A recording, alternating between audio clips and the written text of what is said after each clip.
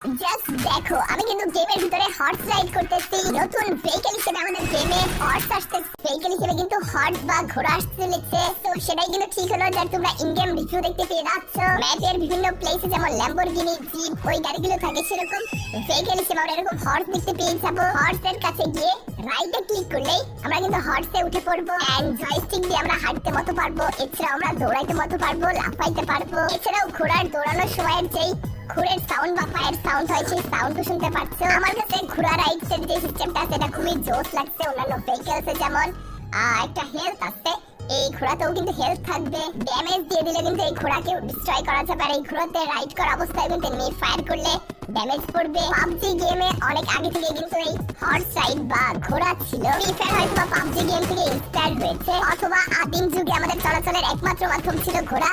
তো সেই কনসেপ্টেও কিন্তু আনতে পারে। তো নতুন ভেহিকল হিসেবে এই হর্স বা হর্সের সিস্টেম বা মেকানিজমটা তোমাদের কাছে কেমন লাগলো অবভিয়াসলি কমেন্ট করবা। নেক্সট